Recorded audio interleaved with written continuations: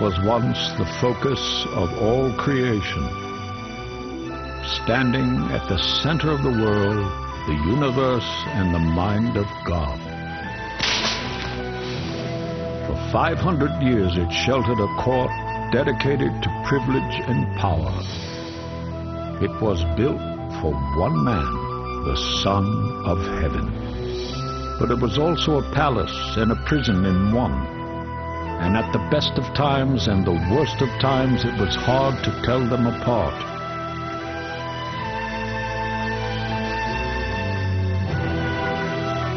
In the end, here was a dynasty expected to last forever until time brought it all to a close.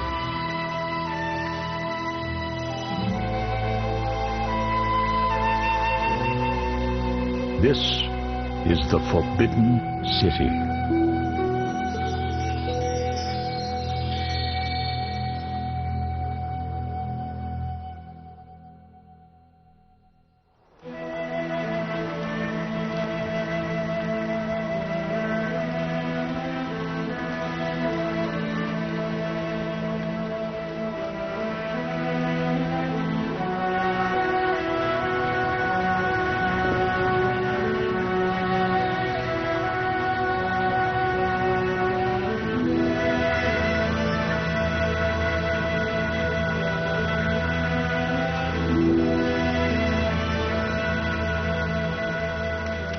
In the year 1688, the government official from Anhui province arrived in Beijing.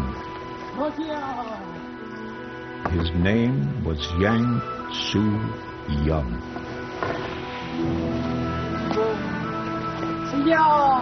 He had traveled almost 1,000 miles, a journey of 30 days. The last mile he walked alone, without his servants, without transport. For beyond the gate was the great within, the Forbidden City.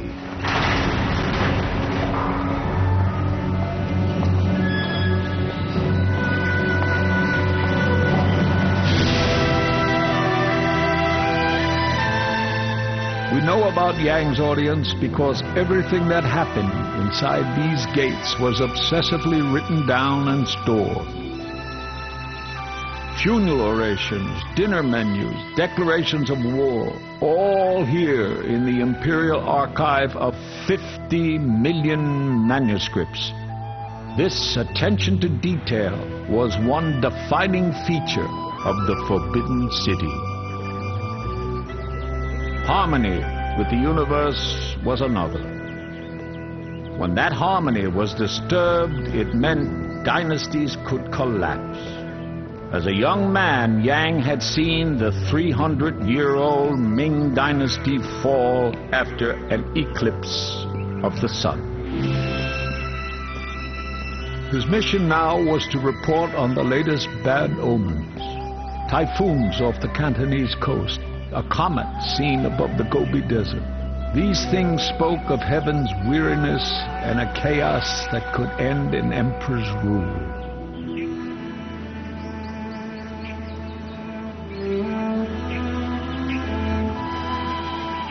When the Forbidden City emerged out of the North China Plain at the start of the 15th century, it was the biggest complex of palaces in the world.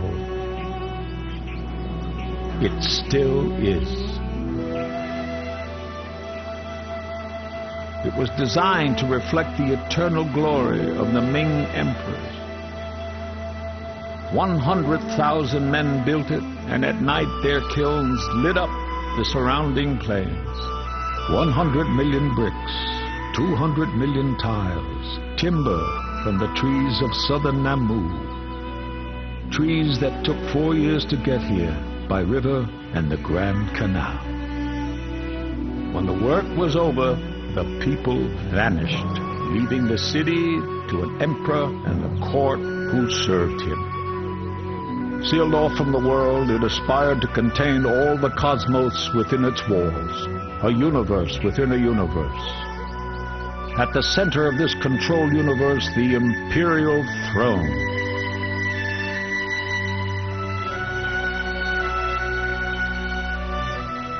All power flowed from this room. Around it, a fabled 9,999 rooms. The yellows were for power, the reds for good luck, and everywhere the imperial dragons to bring the rains and make the land prosper. One carving of dragons decorated a single piece of marble so vast that it was transported in winter along a highway of ice. When it was found to be too big, legend has it that the emperor's soldiers whipped the marble until it buckled and moved on. There were 18 provinces in the empire, and intelligence reports and tax ledgers arrived in the Forbidden City every day.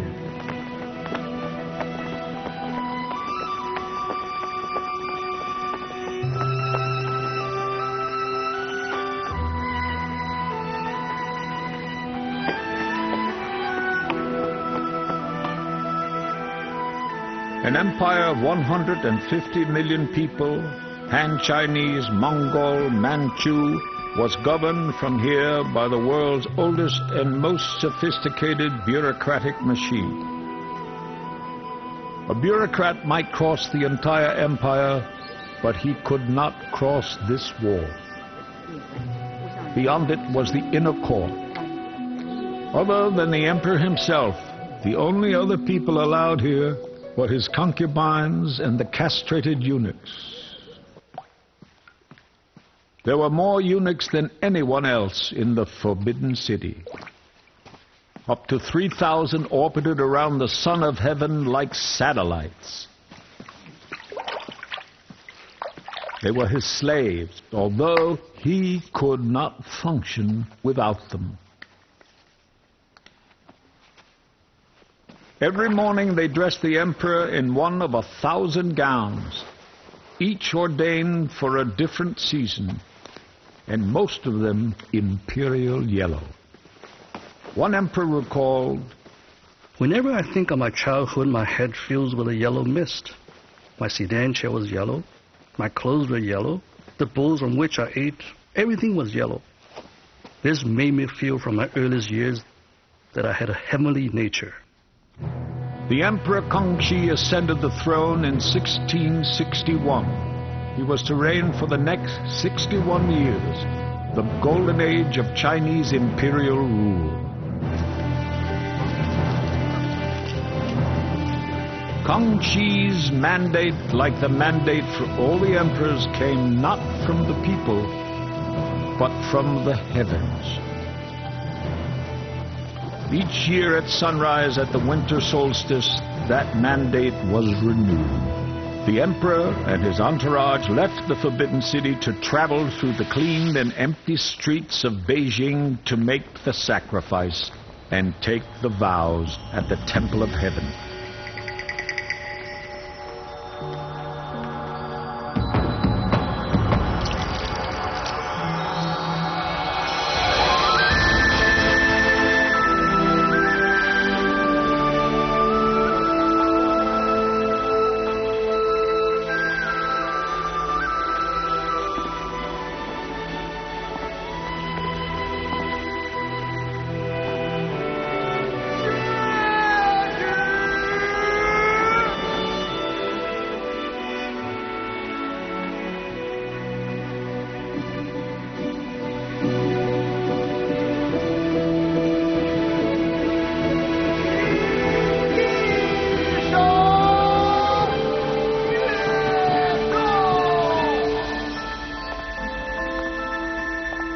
A Chinese philosopher had once written, "If the ruler is correct, then the creative energies will be harmonious and compliant. Winds and rain will be timely, auspicious stars will appear, and then the yellow dragon will descend."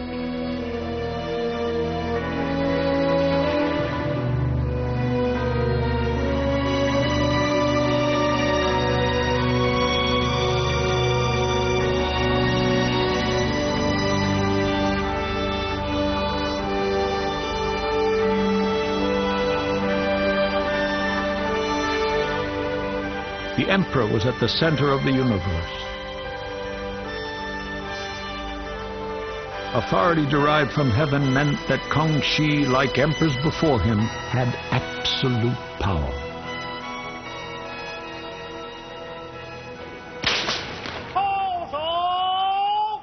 In his diaries, Kangxi wrote, "Giving life to people and killing people, those are the powers that the emperor has.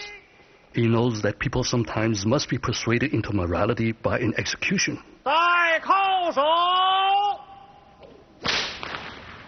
Although a court audience has the important function of reducing arrogance." A kowtow literally meant knocking one's head. Kangxi loved to see his generals humbled in this way.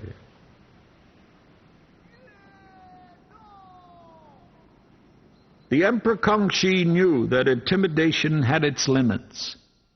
Fearful men might keep information to themselves, and that could be disastrous. Kangxi demanded that his diviners never distort the truth. 10分附图纸，今将京师及各省月时分秒照列颁行直隶各省一份，就户实行。为此，谨提请旨。好了，朕知道了，我找人去办吧。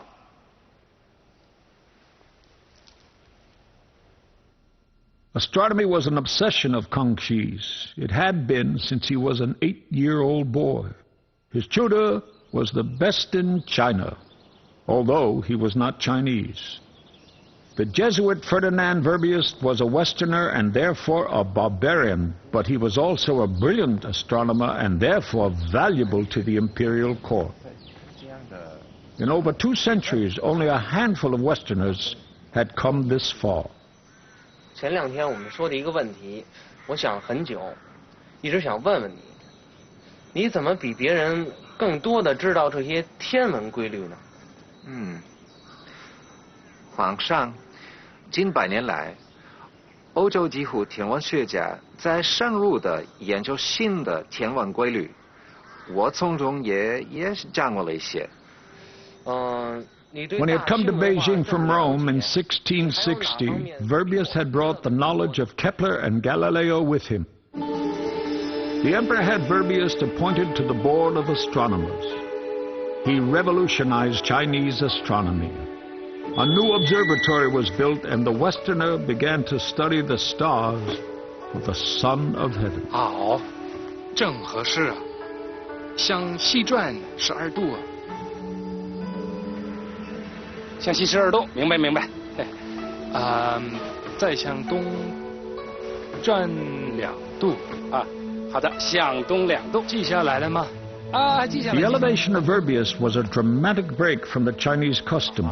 The intellectual curiosity of Kangxi allowed a point of outside light into the forbidden city, and the emperor was an ardent pupil. One evening the emperor made me sit down by him and had me name all the constellations that appeared. He himself has named all those he knew already, delighting to show the skill he had in this science.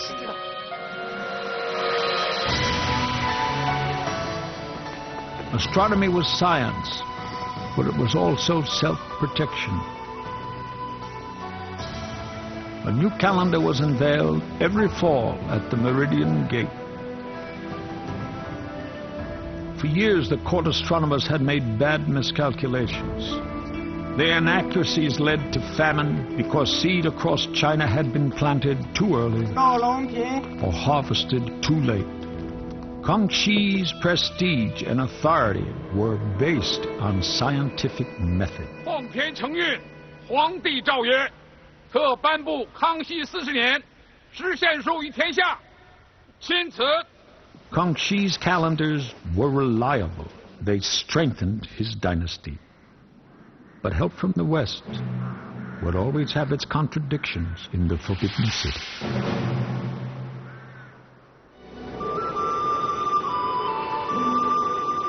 Perhaps the emperor had elevated outsiders like the Jesuit priest Verbius because he was an outsider himself, a Manchu. In 1644, his family had come at the head of a marauding army from beyond the Great Wall of China. In a matter of days, the ancient and enfeebled Ming dynasty had fallen to the men from the north. The Manchus were skilled horsemen, they were good with arrows, but they were not intellectuals. Fools, said one Han Chinese official, without grace or character. Kangxi, the Manchu emperor of the new Qing dynasty, wanted to change all that. He immersed himself in ancient Chinese history. He developed the mind of a scholar, not a soldier. Not that he could afford to do without soldiers. There were many Chinese who would never accept their new masters. And rebellion was a constant threat in the early years of Kangxi's reign. It took 19 years before the Forbidden City had been properly secured for the Manchu.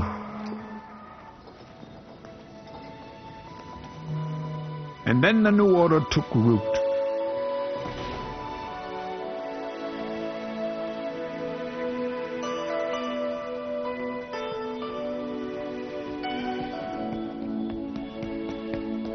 Kangxi's first problem had been the power of the eunuchs. They developed a taste for politics during the Ming dynasty, and nothing seemed to get done without bribing them. Kangxi turned them into servants again. All of the emperor's eunuchs were volunteers.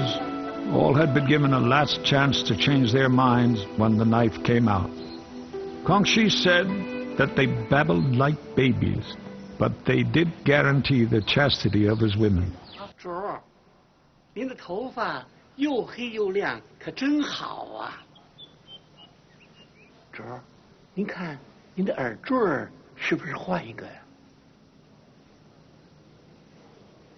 合适。合适。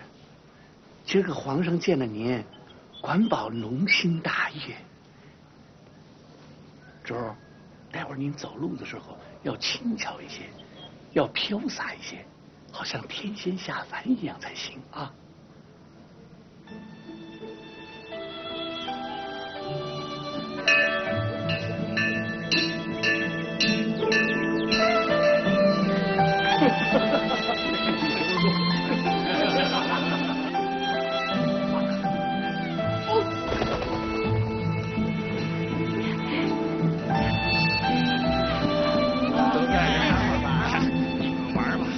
！Emperor Kangxi had a low opinion of his eunuchs. They are quite different from ordinary people. They are equivalent to the meanest insects. I keep them working at menial jobs. I ignore their frowns and smiles and make sure that they stay poor. If too much grace is shown, they become uppity. Instead of politics, for Kangxi, they pressed silk, chased rodents, they kept the flies off dried fruit, and they sang falsetto in the court operas. It was a far cry from what they might have once expected. I was castrated by my own choice. It seemed a little thing to give up one pleasure for so many. My parents were poor, yet by suffering that small change, I could be sure of an easy life in surroundings of beauty and magnificence. I could aspire to intimate companionship with lovely women, unmarred by their fear or distrust of me. With good fortune and diligence, I might have grown more rich and powerful than some of the greatest officials in the empire. Are we happy? How could that be? We have no wives, no sons to bear us grandsons and sacrifice at our tombs. We dare not ask for happiness.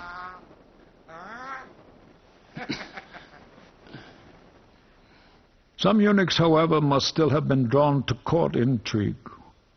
Otherwise, the following decree would have been unnecessary. From now on, anyone who is guilty of interfering with government affairs, misappropriating power, accepting bribes shall promptly be put to death by slicing.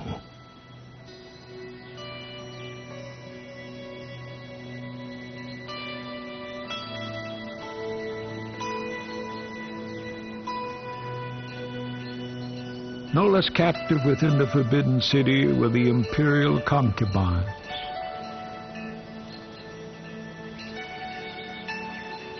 In a lifetime, some had only seen the emperor once. But when that emperor died, they were forced to live in rooms around the garden of forgotten favorites for the rest of their days.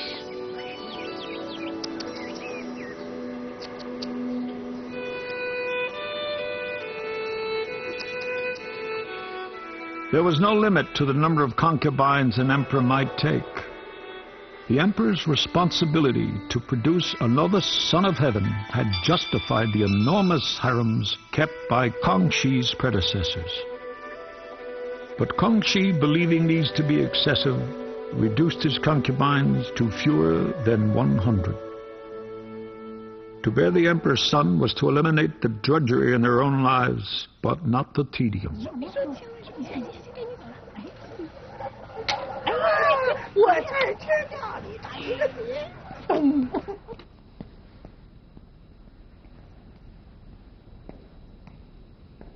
The eunuchs who looked after them also stood to benefit if their concubine was chosen. The emperor made his choice after the evening meal.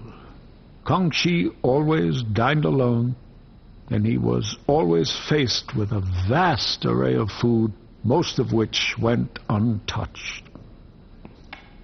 There was lotus root, dragon-headed prawns, fragrant rices, and dried fruits, swallows' nests and braised bear paw, and the palace dish of chicken and broth cooked with wood ear mushroom.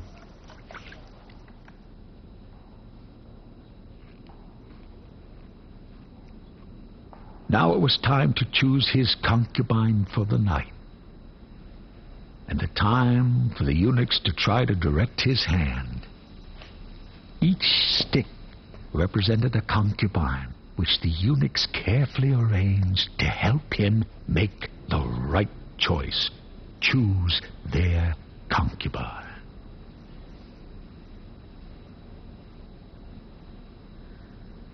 If the emperor chose their mistress, they stood to benefit.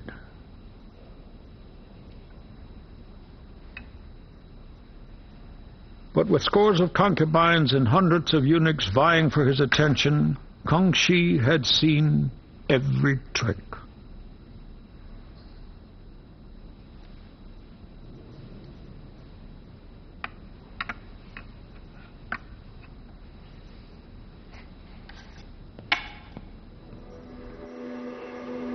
Kangxi impregnated 30 of his concubines. They bore him a total of 56 children. Motherhood for the successful concubine involved a considerable rise in status. She was relieved of all household duties to become a lady of leisure. This was especially true when taking care of a child like Ying Ren, the heir apparent. 娘娘晚安。吃饭了吗？吃了。吃饱了吗？吃饱了。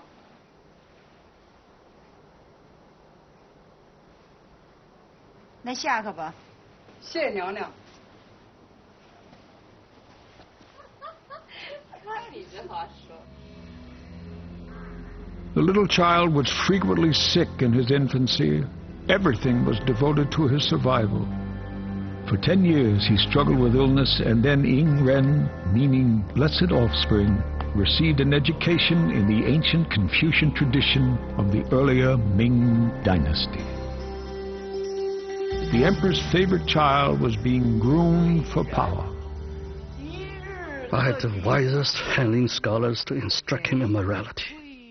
He studied the book of history and was instructed in the principles of government.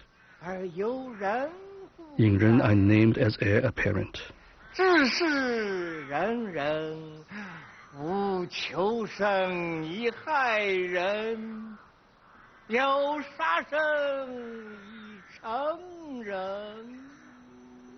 "30 years later, the father would be ashamed of his son. And Kangxi's reign, so promising at first, was to sour as the seasons passed.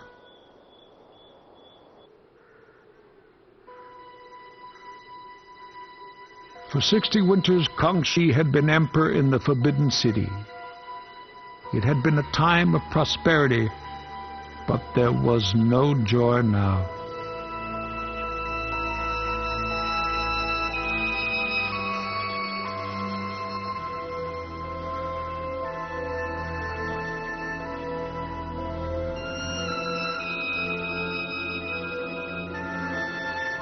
The emperor's 60th winter was the most traumatic of his reign. The problem was Ying Ren, his favorite son. It had started with rumors and court intrigue. It soon became an unquestionable fact.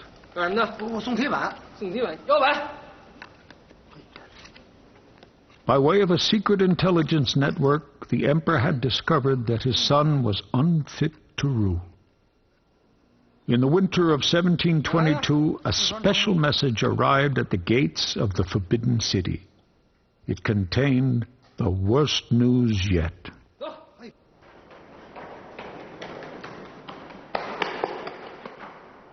Kangxi already knew that his son was cruel and tyrannical. He also knew that he had purchased young boys from the south for his sexual pleasure, and that he had embezzled state funds and stolen tribute meant for his father.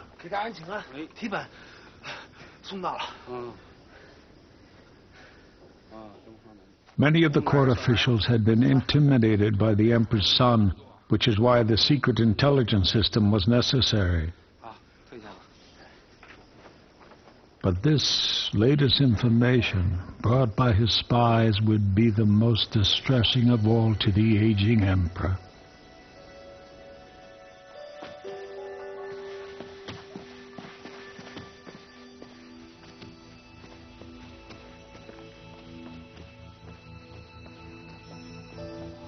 Kangxi, against the weight of imperial tradition, had avoided making a public decision about his successor.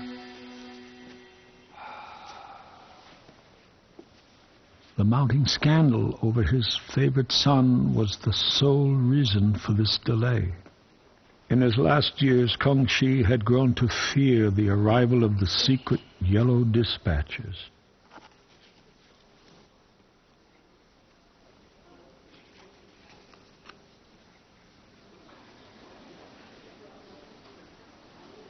The dispatch brought to him this winter talked of rebellion instigated by his son, of disloyalty within the palace, and of patricide and an attempt on his own life.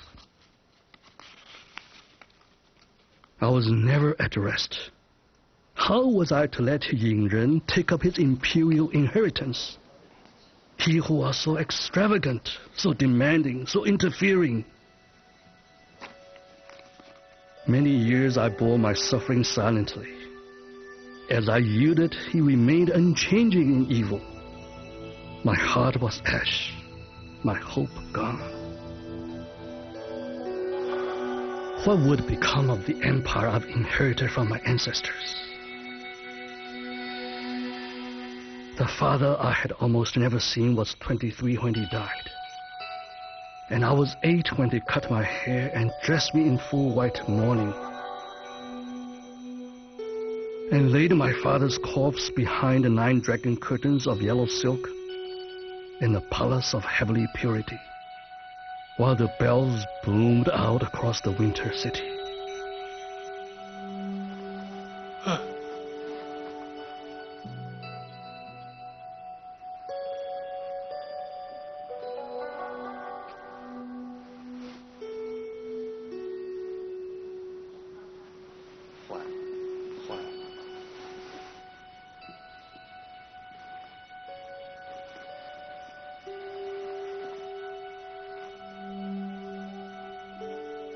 All men who live must die, and I exhaust my mind for the country's sake and fragment my spirits for the world. I have enjoyed the veneration of the country and the riches of this world.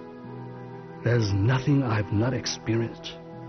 But now that I have reached old age, I cannot rest easy for a moment. Therefore, I regard the whole country as a worn-out sandal, and all the riches as mud and sand. If I can die without there being an outbreak of trouble, my desires will be fulfilled. The Emperor Kongxi died on the 20th of December, 1722. An empire had to be informed, and the mandate of heaven was passed on. In his last days, Kongxi had acted by disinheriting his treacherous son. Out of the confusion emerged Young Zhen as his successor. Young Zhen stabilized the dynasty, and 13 years later was duly succeeded by his heir, who ascended the throne as Qianlong, lasting eminence. This time the succession was smooth. In the first year of his reign, my father wrote my name and placed it in a sealed casket in the main hall of the palace. When he departed on his distant journey, I reverently opened the casket in the presence of his ministers, and we found the mandate which appointed me to the throne.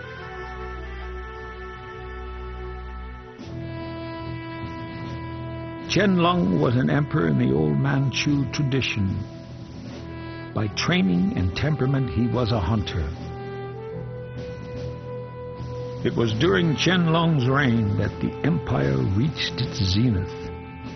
The emperor still had the mandate of heaven, but now he possessed an aggressive army too. Burma, Annam, Siam, Korea all came to acknowledge Qing supremacy.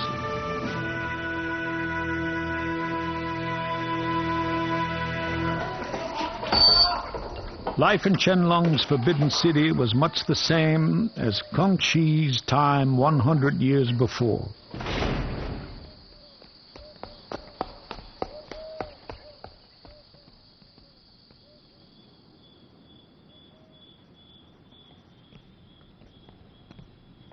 It was still isolated and cut off from the world, but still the fixed point in the revolving firmament.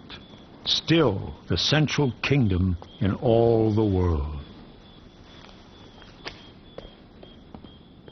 But in Europe, new and mighty empires were rising with imperial ambitions of their own. To Westernized, China looked imposing but obsolete.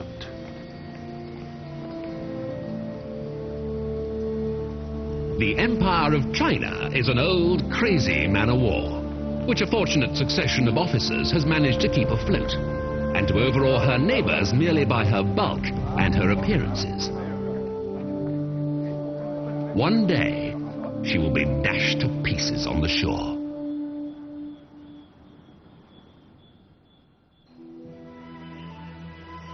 Within the Forbidden City, those beyond China's borders were still known as the barbarians. For 200 years, the most familiar barbarians at the imperial court had been Jesuit priests. Sometimes they had been distrusted, but never feared. But towards the end of his reign, Emperor Qianlong would be faced by another type of barbarian. One more naked in its ambition to open China up. This was the British East India Company. To these men, China in the 18th century was a vast untapped market, a potential source of fantastic profits. That the market remained closed to the Western trade was a blow to the pride and the pocket of the British. In the summer of 1793, Qianlong was informed that the British were heading towards Beijing. Their mission? To negotiate a treaty with the emperor to allow British traders free access to China.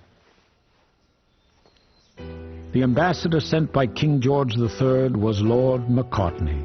Although China was familiar with foreign envoys, an embassy from such a distant and demanding power set a new precedent for the Dragon Throne. When dealing with barbarians, one ought to strike the mean between being too lavish or too frugal.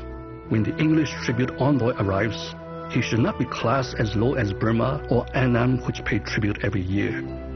That was the least that Macartney wanted, and he let it be known that he would not be kowtowing.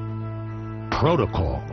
Two arrogant empires had to find a way of saying hello to each other without causing offense, but without losing face. At the first brief meeting, a compromise was reached. Before Qianlong, Macartney offered to kneel as he would to his own king. But that's all. The squabbles over protocol did not bode well for the main meeting in Beijing.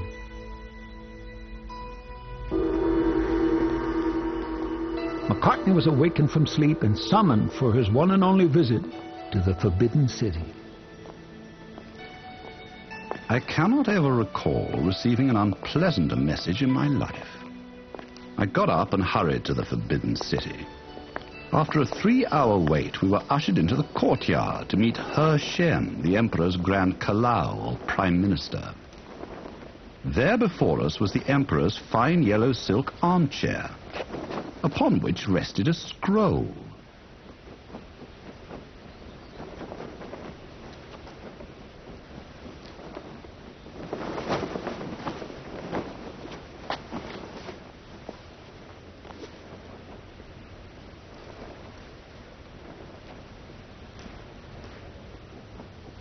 As agreed, Macartney did not kowtow to the emperor.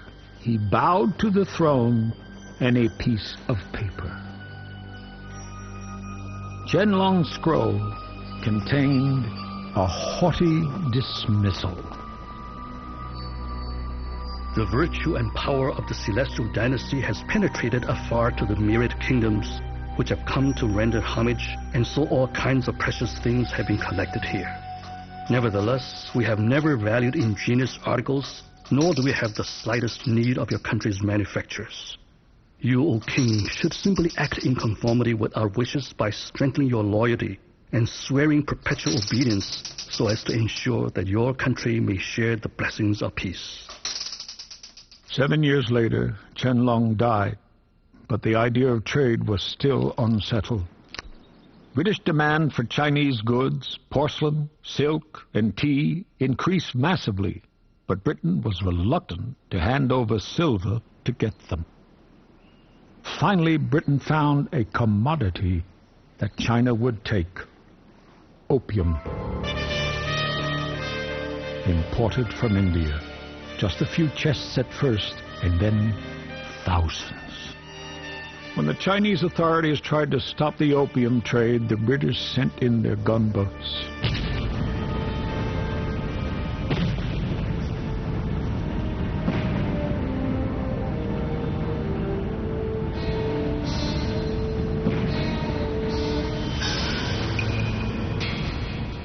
After nearly 20 years of turmoil, the Treaty of Tianjin in 1858 not only allowed opium to be imported, but handed over China's ports and all her international trade to Western control.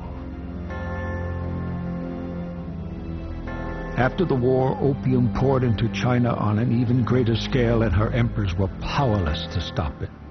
The fury of the Dragon Throne was now a pale imitation of what it had been in the past. But the response was to retreat further behind the walls of the Forbidden City and pretend that nothing had changed. The notorious Dowager Empress Cixi personified this flight from reality. In the 1880s, the Forbidden City was practically hers. At 16, she had been a lowly concubine to the emperor. When the emperor died, Cixi organized a coup and installed her 6-year-old son on the Dragon Throne. It was a cynical but brilliant maneuver, for when he grew up, Tongji had a complete lack of interest in the government, preferring self-indulgence to state administration. But pretenses were kept up. Officials would come here to the Hall of Mental Cultivation for audiences with the teenage emperor.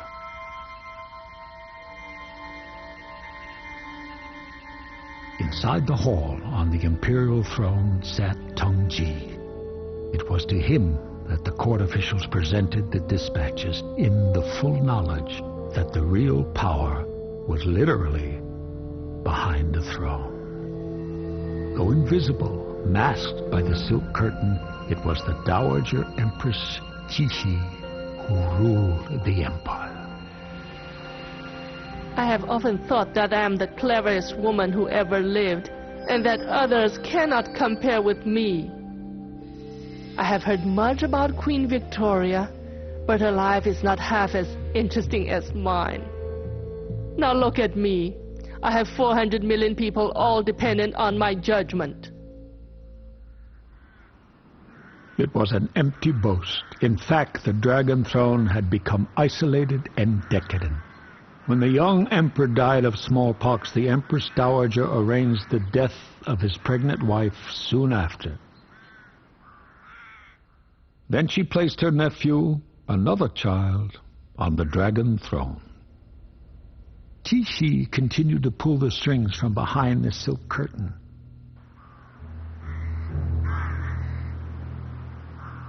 It was scarcely a victory. To control the Forbidden City no longer meant to control China. Court life in the time of the Empress Dowager was, on the face of it, the same as it had always been in the Forbidden City. Elaborate operas were still staged by the eunuchs and still enjoyed by those around the Dragon Throne.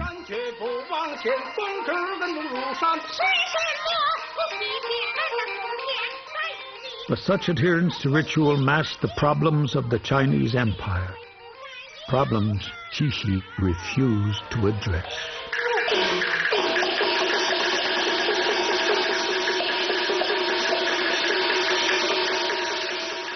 As the 19th century drew to a close, rebellion and riots erupted across the nation. But this was not just another peasants' revolt. It was the uprising of the Boxers. This was the name given to the starving peasants who wanted to purge the empire of the Western barbarians. Their rebellion produced a bloodbath.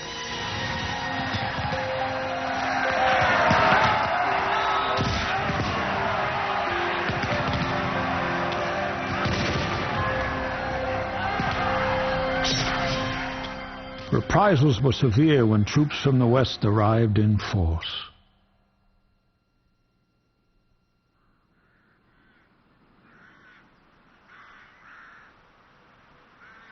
The confusion spread to Beijing, and in a panic, the imperial family fled the Forbidden City.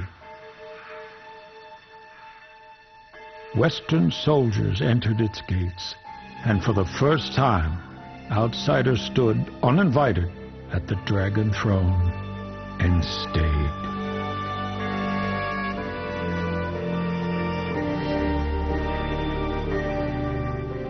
Qixi returned, shamefaced, to become a lodger and a curio in her own palace.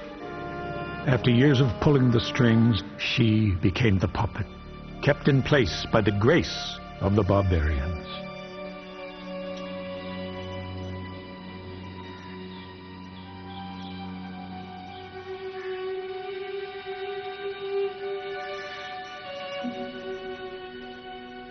After she died, the last emperor took his place on the Dragon Throne, a 3-year-old Pu Yi. When they carried me into the Hall of Supreme Harmony and put me onto the high and enormous throne, I could bear it no longer. They told me not to fidget, but I struggled and cried. I don't like it here. I want to go home. As the officials went on kowtowing to me, my cries grew louder and louder. My father tried to soothe me by saying, "Don't cry, don't cry. It will soon be finished. It will soon be finished." 3 years later, a popular uprising swept through China, and the imperium that was meant to last in eternity came to an end. On the 12th of February, the emperor, the last emperor, abdicated the throne. The new Republican government allowed Puyi and his small household staff to remain in the inner court until 1924. In 1925, the Son of Heaven was evicted, and like China, his life entered a period of bewildering change. Gone forever were the 1,000 yellow robes.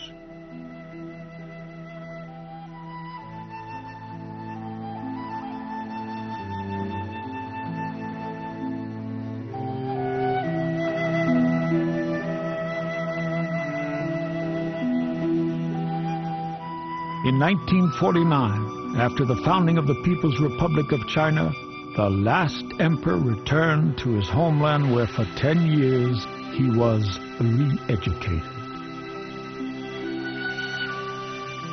He ended his days as a gardener in Beijing.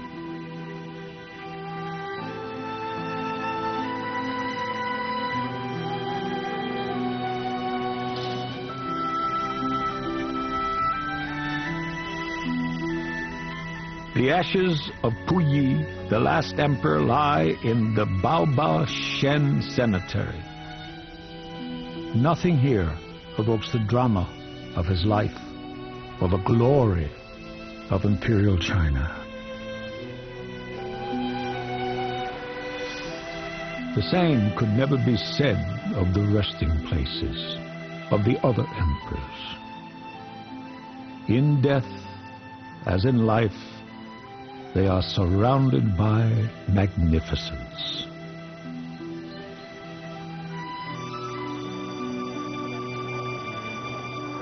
Today, the gates are open and mortals walk where they once were forbidden. The hall where the heart is nourished. The palace of gathering elegance. The gate of heavenly peace. These are the earthly remains of a culture centered on ideas. Ideas granted eternal expression in majestic architecture. The subtlest of art, and a society deeply concerned with science and language. These are haunted places, haunted not only by ghosts of the past, but shadows of a paradise lost. These bricks, these walls, these lives, they are not gone. They live.